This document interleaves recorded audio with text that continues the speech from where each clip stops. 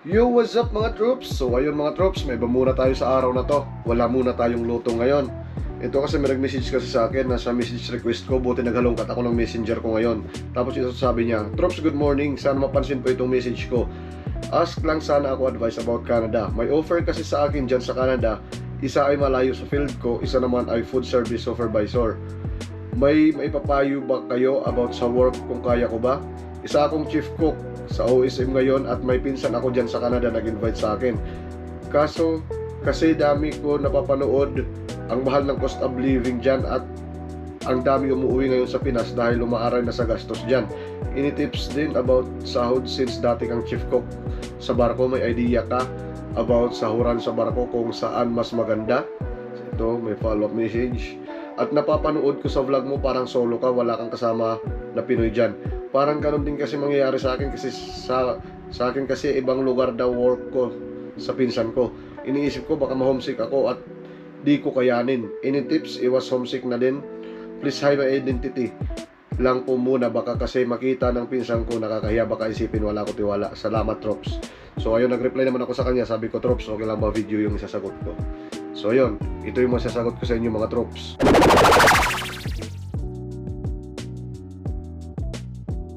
So ayun nga mga troops, kung sa trabaho lang din naman, lalo na't itong si tropa ay galing naman din sa barko, isa din namang kusinero sa barko, bali kung ang magiging trabaho mo dito ay isang kusinero pa rin, sobrang napaka-basic lang dito mga troops. Ako nga naboboring na dito sa trabaho ko kasi sobrang basic lang talaga. Maihahalin tulad ko lang tong trabaho ko sa isang fast food restaurant. Hindi lang ako, kahit mga katrabaho kong iba. May mga katrabaho akong puti dito na umalis na kasi ayaw na nila kasi parang na-stuck knowledge daw sila. Stuck knowledge tapos ang boring daw talaga. Kaya ayun, umalis, naghanap ng ibang trabaho. Restaurant pa rin naman yung pinasukan nila kaso naghanap sila ng medyo fancy na restaurant. Kaso parang bibihira yung ganun siguro dito. Tapos yung offer naman sa'yo na food service supervisor ay maganda yan. Kasi mataas din ang points niyan, dagdag points din yan pag nag-apply ka ng PR mo. Kaso nga pagka food service supervisor ay hindi lang yan basta sa kusina. Hawak mo yan buong restaurant kung restaurant man yan. Pati sa mga front of the house, hawak mo rin yan. Nasa sa'yo yan kung komportable ka naman makipag-communicate sa ibang mga lahi. Tapos kung komportable ka naman mag-solve ng kung ano ang mga complaint. Kasi maliban sa pag-supervise sa mga staff tsaka sa workplace, isa rin yun sa magiging obligasyon mo. Ako nga kung makakahanap nga ako ng ibang mapagtatrabahuan ay lilipat talaga ako. Basta yung sa kusina lang. Kasi ganun naman tayong mga kusinero, diba? Hindi tayo makontento sa stock knowledge natin. Gusto natin every year, every month, or every day pa man ay may bago tayong natututunan. So ayun, nasa iyo pa rin ang desisyon yan, troops, kung saan ka komportable. Oo, given naman sa atin ng mga Pinoy na mga matrabaho talaga tayo. Kaya nga nagugustuhan tayo ng mga pinagtatrabahuan natin. Pero syempre, isipin mo pa rin yung masaya ka rin sa pinagtatrabahuan mo. At saka kung kaya mo rin ba i-manage. Kasi minsan kayang-kaya naman talaga ng katawan natin kaso hindi ng utak natin. Kaya ako, isa din yun sa kinukonsider ko talaga. Yung hindi basta trabaho lang ng trabaho. Hindi lang apply ng apply, hindi lang tanggap ng tanggap. Dapat i-consider din natin yung mental capacity natin. Kasi yan talaga ang pinakapuhunan natin lalo na't mapakalayo natin sa mga pamilya natin. So ayun nga troops, pag-isipan mong mabuti kung kaya ba o hindi. Tapos kung sa sahod naman, lalo na ikaw sa OSM ka, malaking company yan dyan. Siguro nasa $2,000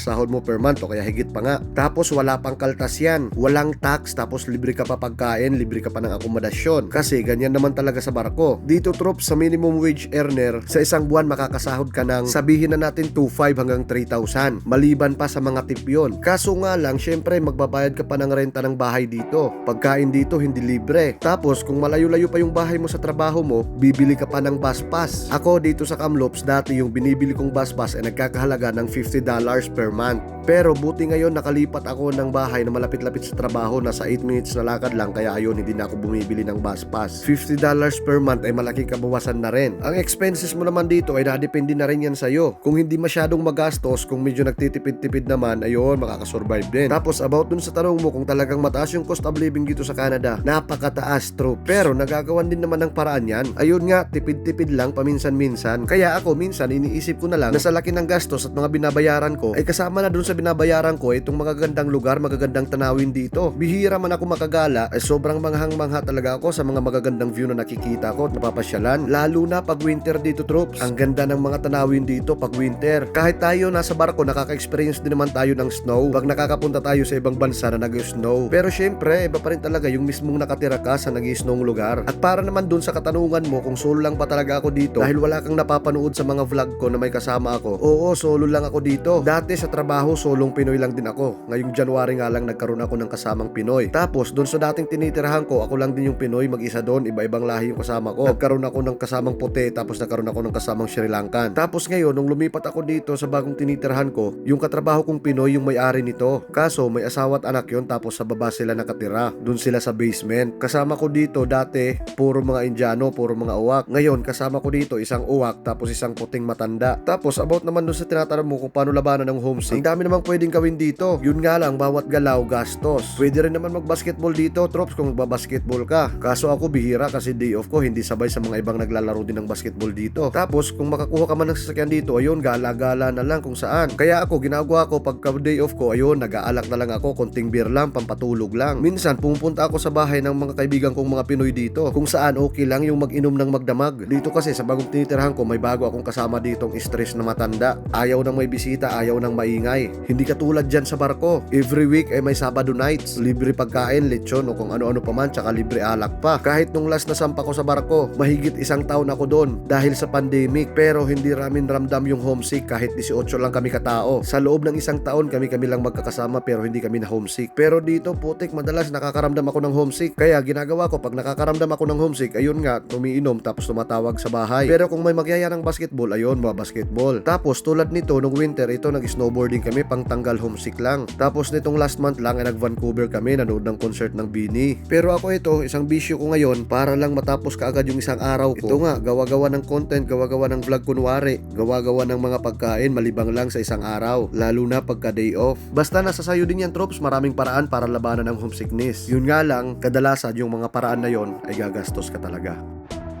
So ayun mga Trops, sana na nasagot ko ng maayos yung katanungan. So ayun, lahat nga ng sinabi ko, lahat ng naisagot ko, yun ay base lang sa experience ko dito. Well, hindi naman kasi lahat ng nandito, nang napupunta dito ay pare-pareho ng dinadadaan, pare-pareho ng trabaho, pare-pareho ng sitwasyon. So ayun mga Trops, hanggang dito lang muna. See you sa next video. Thank you. Have a good one.